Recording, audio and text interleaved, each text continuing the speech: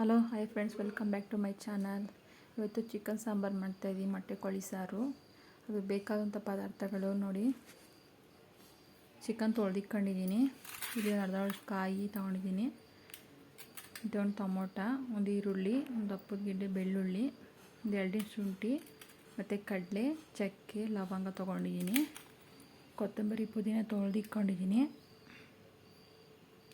ಮತ್ತು ಇಲ್ಲಿ ಖಾರದ ಪುಡಿ, ಧನಿಯಾ ಪೌಡ್ರು ಮತ್ತು ಚಿಕನ್ ಮಸಾಲ ತೊಗೊಂಡಿದ್ದೀನಿ.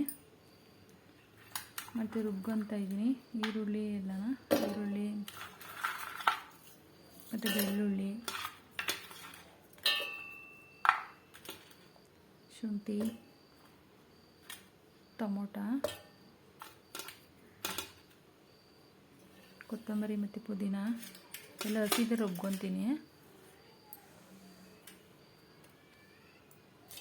ಕಡಲೆ, ಚಕ್ಕೆ, ಲವಂಗ ಮತ್ತು ಕಾಯಿ.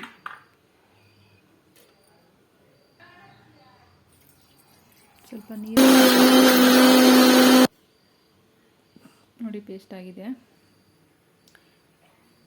2 ಟೇಬಲ್ ಸ್ಪೂನಷ್ಟು ಆಯಿಲ್ ಹಾಕ್ಕೊತಾ ಇದ್ದೀನಿ.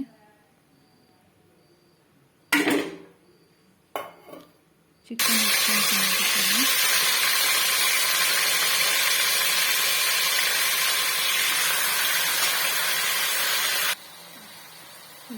ಸ್ವಲ್ಪ ಅಡುಗೆ ಅರಿಶಿನ,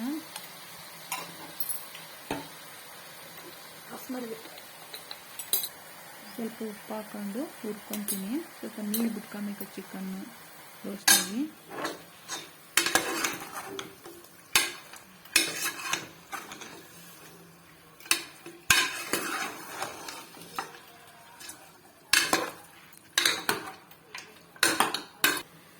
ಮತ್ತು ರುಬ್ಬಿಕೊಂಡಿದ್ದೆಲ್ಲ ಪೇಸ್ಟ್ ಅದು ಹಾಕ್ಕೊತೀನಿ.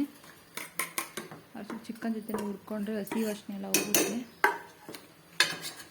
ಹಸಿಗೆ ರುಬ್ಕೊಂಡಿದ್ದೀನಲ್ಲ, ಹಾಗಾಗಿ ಹುರ್ಕೊಂತೀನಿ ಚೆನ್ನಾಗಿ. ಸ್ವಲ್ಪ ಫ್ರೈ ಮಾಡ್ಕೊಳ್ಳಿ ಚಿಕನ್ ಜೊತೆಲಿ.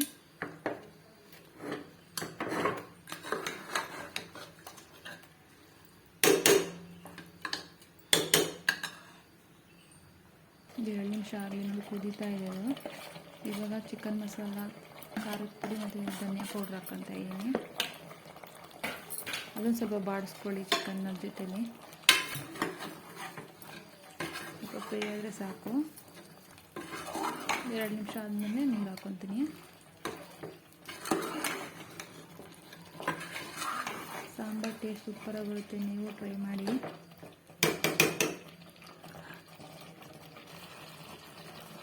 ನೋಡಿ, ನೀರು ಹಾಕ್ಕೊತೀನಿ. ಸ್ವಲ್ಪ ಗಟ್ಟಿಗೆ ಮಾಡ್ಕೊಂಡಿದ್ದೀನಿ.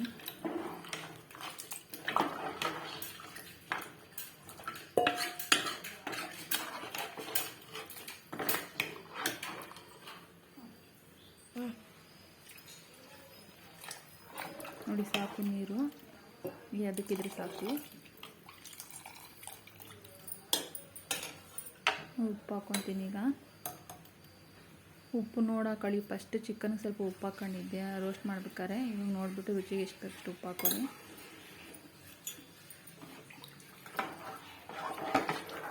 ಇನ್ನು ಯಾರೆಲ್ಲ ವಿಡಿಯೋನ ಸಬ್ಸ್ಕ್ರೈಬ್ ಮಾಡ್ಕೊಂಡಿದ್ದ ವಿಡಿಯೋನ ಸಬ್ಸ್ಕ್ರೈಬ್ ಮಾಡಿ, ಲೈಕ್ ಕೊಡಿ.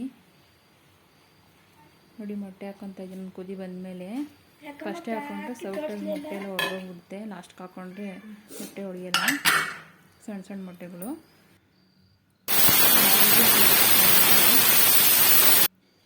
ನೋಡಿ, ಸಾಂಬಾರು ರೆಡಿ ಆಯಿತು.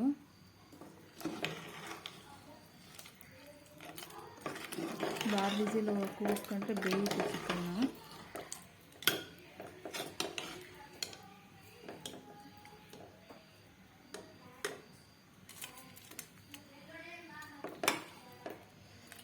ಸಾಂಬಾರು ಟೇಸ್ಟು ಸೂಪರಾಗಿ ಬಂದಿತ್ತು. ನೀವು ಟ್ರೈ ಮಾಡಿ, ಹೆಂಗೆ ಬಂದಿತ್ತು ಕಮೆಂಟಲ್ಲಿ ತಿಳಿಸಿ. ನೋಡಿ, ಮುದ್ದೆ ಮಾಡ್ಕೊಂಡಿದ್ದೀನಿ.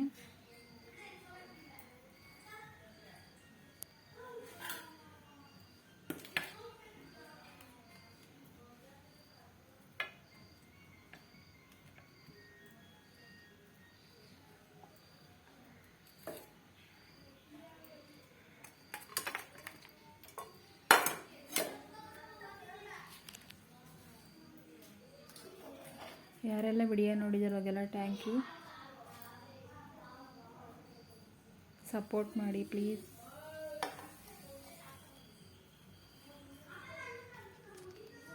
ಬಾಯ್.